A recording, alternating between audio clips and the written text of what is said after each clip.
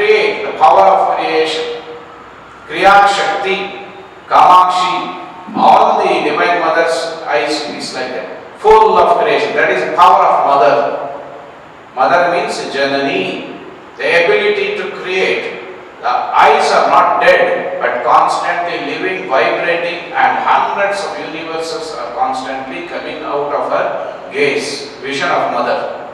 That is the Shakti, constantly going on acting.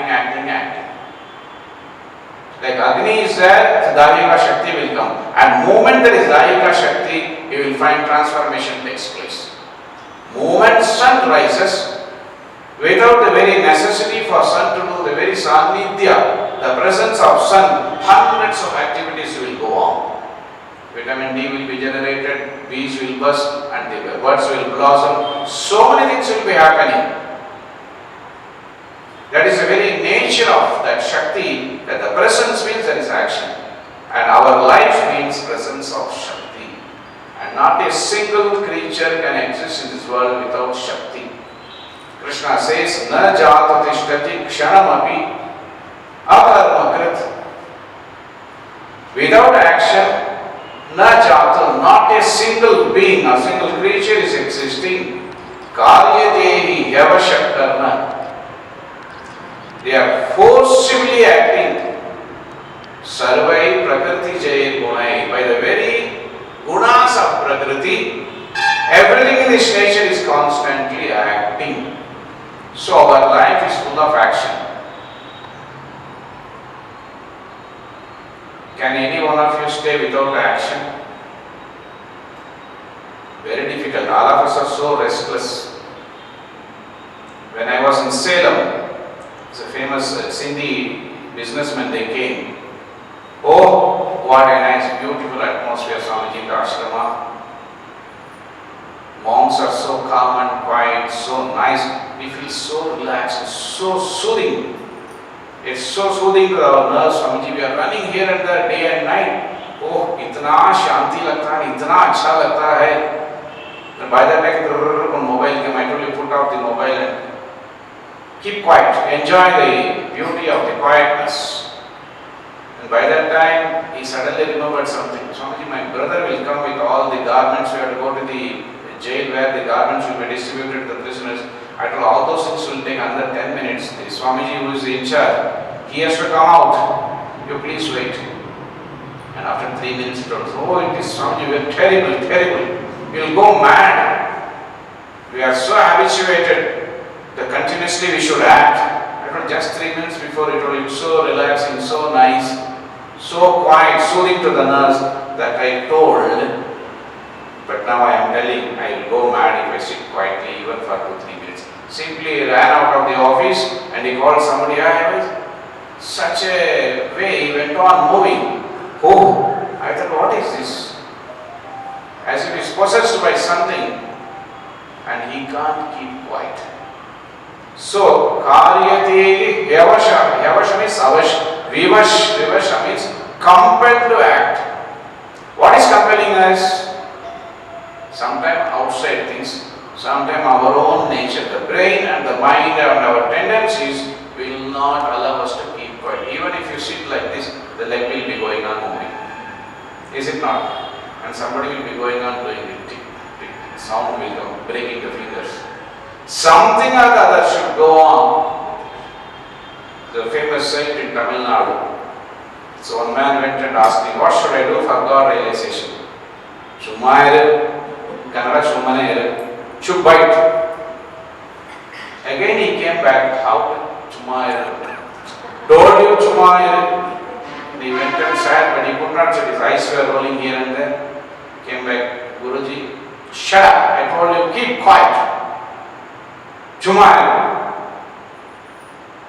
Then he thought he will now keep quiet, but within 7-8 minutes he came back. Can you teach me how to be Chumayru, keep quiet? He shouted and he became quiet. This famous Thai maneuver. How to be quiet? The very attempt to become quiet, we become so restless. There was a teacher who had gone out from our classroom to bring the chalk piece. By that time, this these boys, students in the class, they started whispering and murmuring because everyone is restless. Some whispering noise. The teacher came back and shouted, "Silence!" One of the boy got up and told, "You have broken it. We were just murmuring. It was just a mild whisper. You shouted so loudly and thumped your table, silence. You killed it virtually." So in our attempt to become quiet, to transcend action, we do so much of action that actions becomes louder and louder and louder, and ultimately it explodes and it expresses itself in our life as strain, stress, trauma, fatigue, depression. So many elements of psychosomatic diseases, they emerge because of action. We may ask, what is so important to discuss about action? Our rishis have taken this as one of the important points for discussion. Karmano ati gahana gati kavyopi atra mohita. Even great sages are baffled with regard to the karma, because the totality of our life is ruled by karma action, both as destiny as well as a part of our day-to-day existence, karma. Sometimes when we get so dejected or irritated with somebody, in Tamil Nadu it says, "Chi karma." We scold, karma means nasty. The word is expressed in that way. In a way, karma is so nasty because it doesn't allow us to enjoy peace of mind. So karma is such a problematic thing. That is the first question we will have to answer, because ego always wants to achieve something. That is the nature of ego's existence.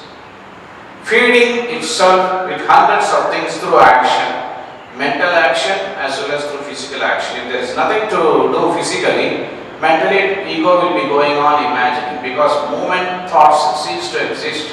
Where are you? It's a very philosophical question. Yesterday I didn't enter into philosophy. You are the thinker, is it not? If thoughts collapse or thoughts stop, what will happen?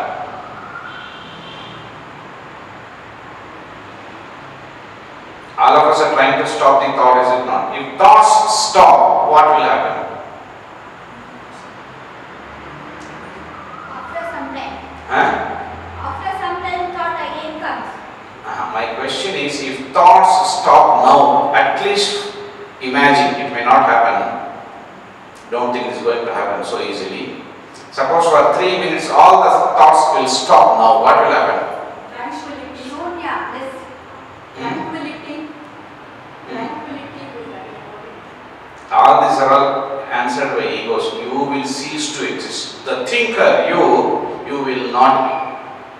And moment the thoughts are trying to be quiet, the sense will come inside the ego that, oh my God, moment thoughts are not there, where am I? Do you know who I am? Every one of us have got this voice inside, is it not? Jante ho hum kaun hai? 25 times I have hit the manager of that flight company with my chappal. Do you know who I am? Afterwards, I am not getting a ticket for any flight. How proudly he says, no, 25 times, not one. How ego feeds. And as soon as the thoughts come to an end, virtually you are at the point of death or suicide. Just for the very sake of existence, inability to exist. That is why God has created such a beautiful mechanism that you go into the thoughtless sleep state only through dream, where there is a semblance of thoughts. You wander into that state of thought, which is called dream, without the external gross existence or gross manifestation of those thoughts. It is like the thing, the software, not the hardware monitor, it is coming out, but inside it is rotating in the hard disk.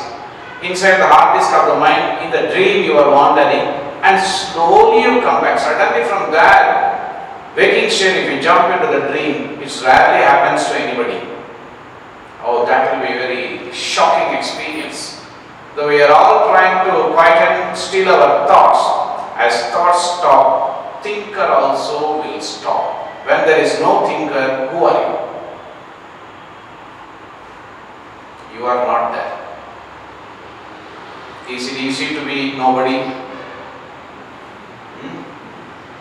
Do you know who I am? Everybody has got that inner voice. That is why when I read that, I was surprised. He told, not once, 25 times I have beaten him with my chappal. You know that now. So the different tactics, avenues through which the ego tries to reaffirm itself. So Sharanagati or surrender, it's not so easy. It is ultimately achieving death while living the waking state. So all of us are trying to meditate to still the thoughts. It's like a child's play. How much daring we are to die while living. Because the absence of myself is so frightening, is it not? So this action feeds and nourishes the ego. Everybody wants to do something because it establishes the fact that I am there, and through that action, I did it. Ranganathan used to tell this joke.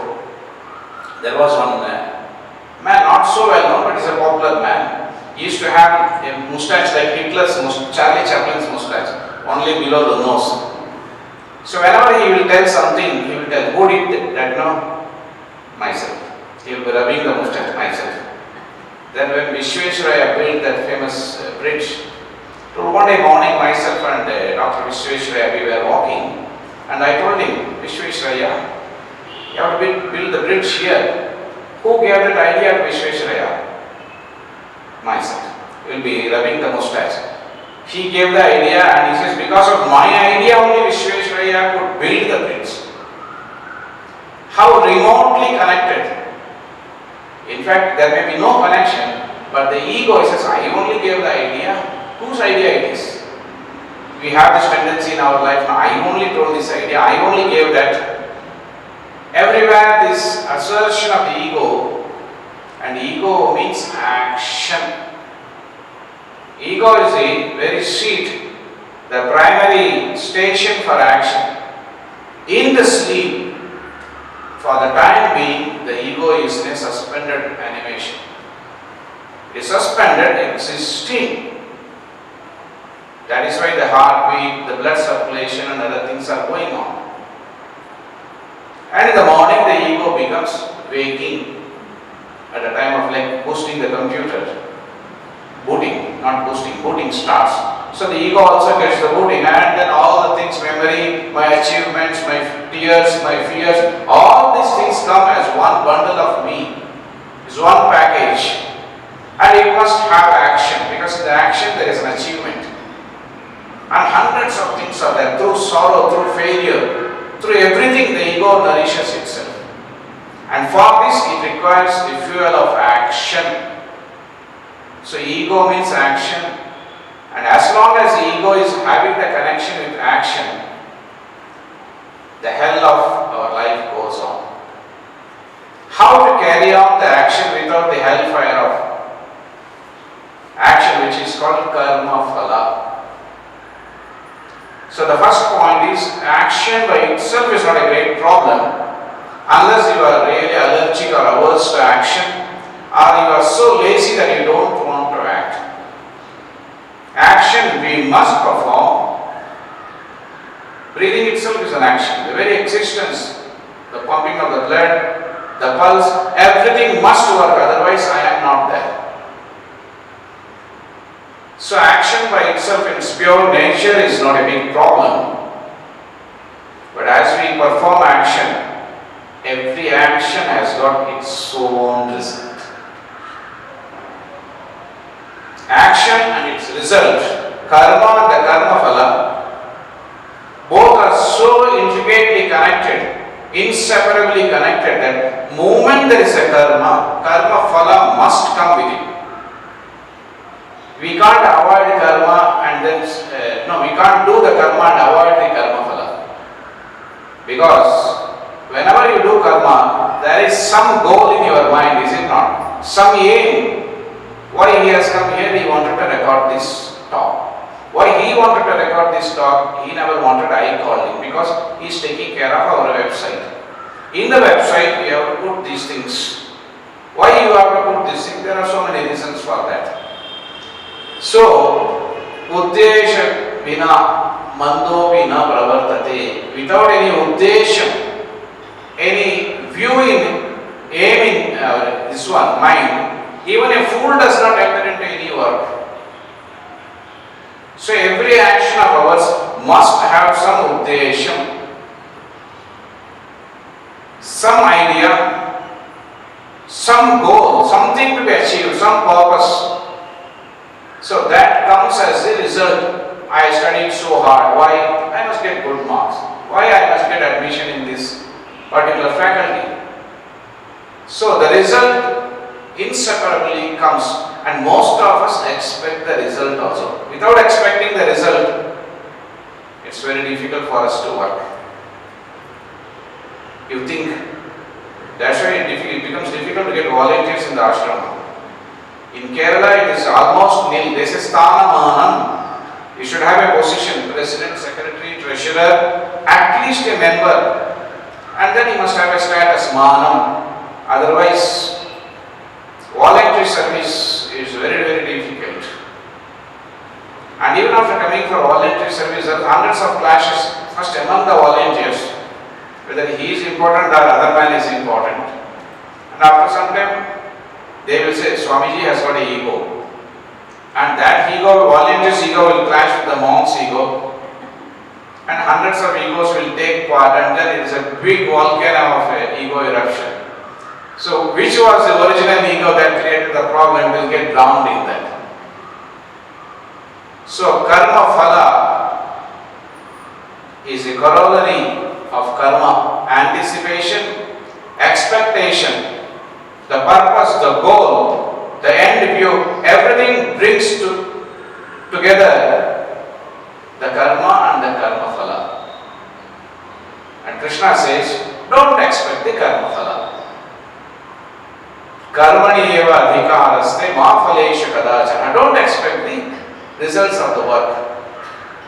Immediately the mind says, do you think we lack common sense? Yesterday we saw how the Christian father, depending on Jesus, it will, oh Lord, save me. And Jesus told, let go thy hold. Don't hold on to the tree, I will save. And he says, do you think I have no common sense? So we all have common sense. The results, it come. Is it wrong expecting the results of work done? Is it wrong to expect the results of work done? It's management policy requires, is it not? Performance. Performance means achieving the goal, the purpose for which the whole thing has been schemed, designed. So he is expecting the result wrong.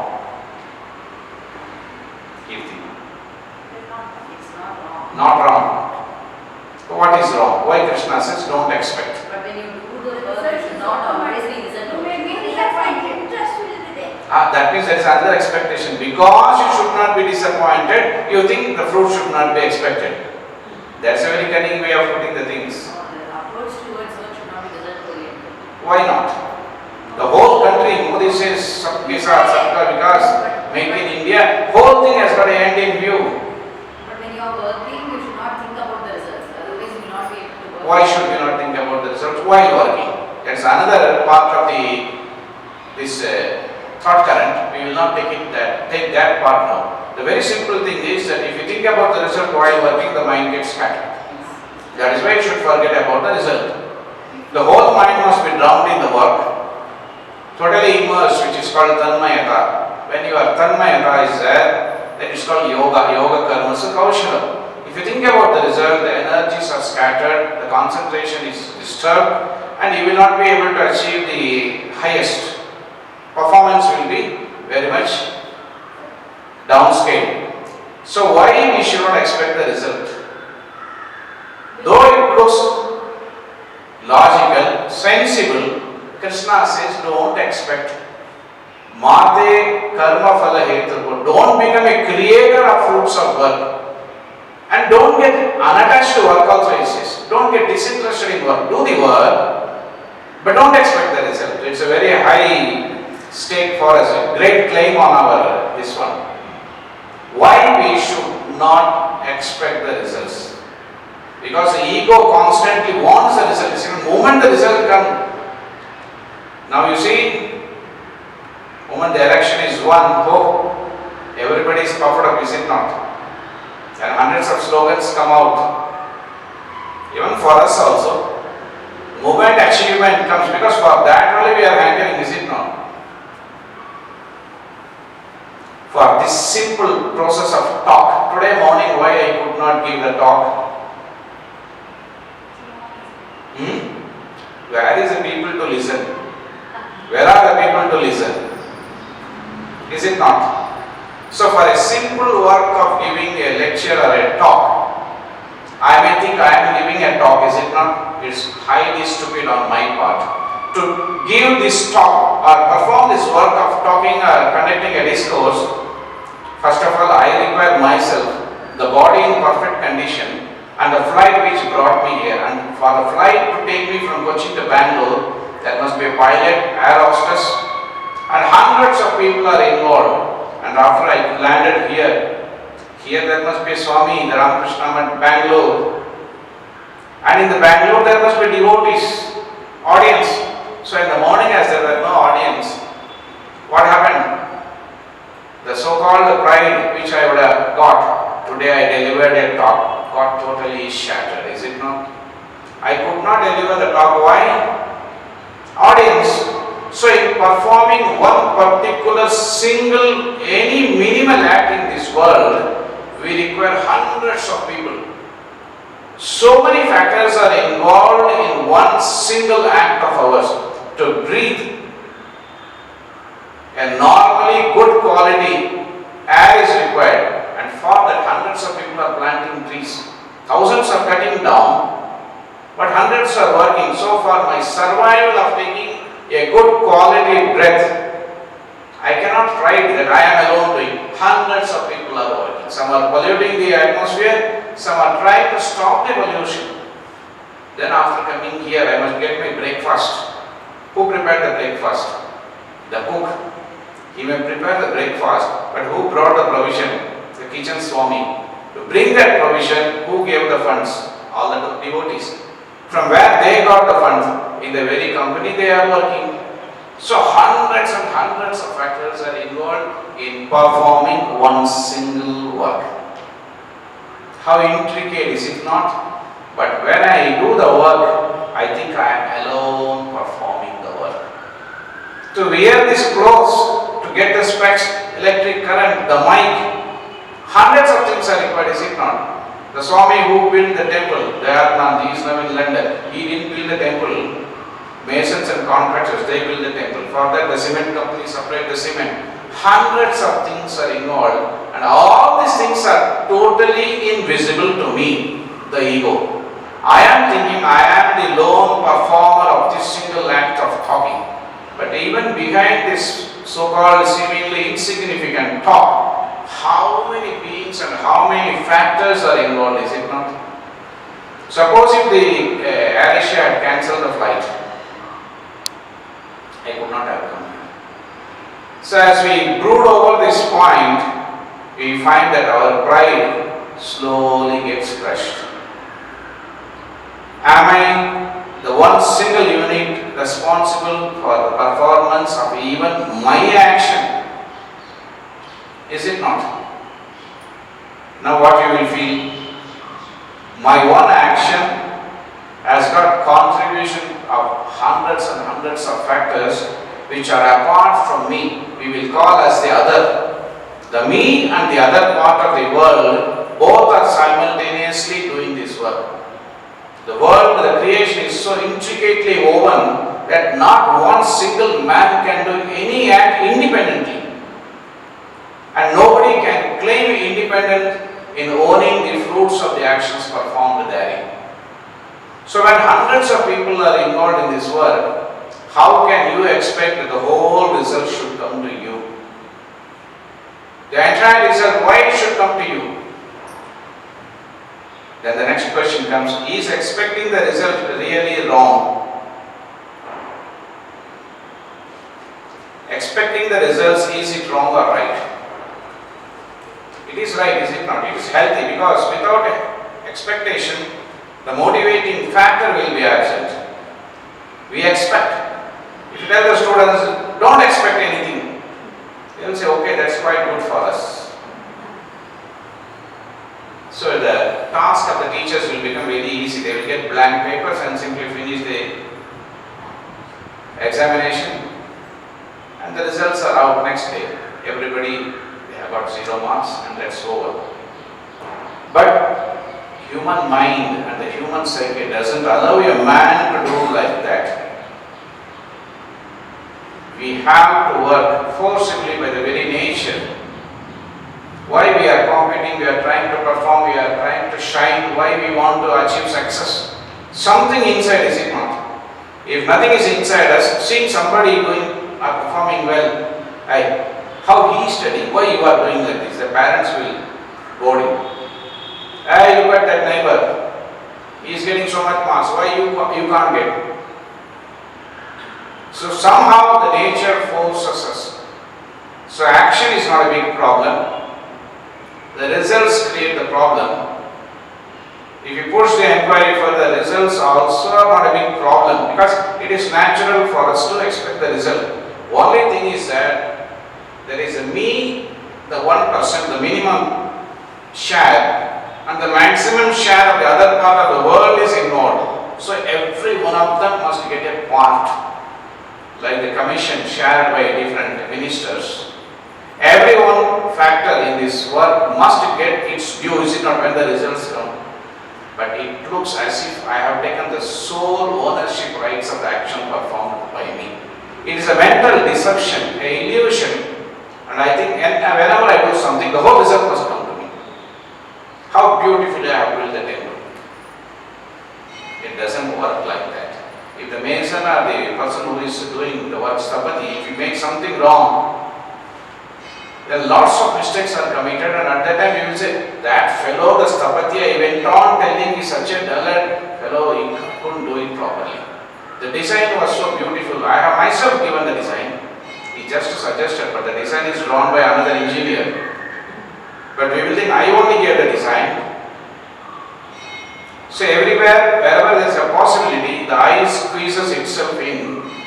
And wherever there is a possibility of blame, or whenever there is a blemish, the eye tries to squeeze itself out of that situation. So you will find that we are always part, never whole. But in our life, you can never live in part. That's the beauty of our life. Either it is whole, yes, or whole, no. But we want part yes and part no. When it is success, yes, myself. When it is failure, oh no, not myself. It is happening, is it not? So the results by themselves are not greatly tormenting us. When the results come as we wish, the results do come. But as I told, hundreds of factors are dictating their terms when an action is performed. So you will find, however brilliant a student I was, she has got an experience. The examiners did not correct it properly. Out of the syllabus questions came, and we found out that many students, they also felt that the correction has been not done properly. And what happens? Slowly we feel depressed. The results came. When the results come as anticipated by us, when the results come, do we accept the results? Do you accept the results when it comes? You are expecting the results, it did come. He will say, no. When it is successful, I jump and dance to say how nicely I have done. When it's failure, I put the blame, shift the responsibility on others. The question paper was tough. Once when I was in the SSLC board examination, somebody asked, how was the paper? Was it tough? Well, no, not at all. It was a A4 full scale sheet. It was black printing on the white paper. It weighed weighed the same 20 grams as it was during our 10th examination. It was not at all tough, and one push I could hear that in the examination paper question paper was very tough. I told it is a mental deception. So we will stop here. So even when the results come, what happens? We don't accept the results totally, fully. We become choosy. The results of the work come in 3 groups, as Krishna says. Sukha dukkhe same kritva labha labhau jaya jayau. He says, make your mind even in sukha and dukkha, labha, nashta, jaya and ajaya. If you think practically, only a fool can do that. How sukha and dukkha can become one? How profit and loss can become one? Of course, businessmen, through their double standards of accounting, they can show profit as loss and hold the black money. But for a common man, jaya and ajaya cannot be made equal. So is Krishna a fool? We will find Krishna is not a fool. Our choosing the result creates all the problem. Work is not a problem. Expecting the result is not a problem. Results do come. We choose a path and reject the path. In the life, when you accept the result, accept it wholly or reject it wholly. That is a trick of the mind, the dichotomous nature of the human psyche, about which, if tomorrow morning, if you come, we can discuss. If you don't come, I will tell Naham Tuham. Jai Ram Krishna.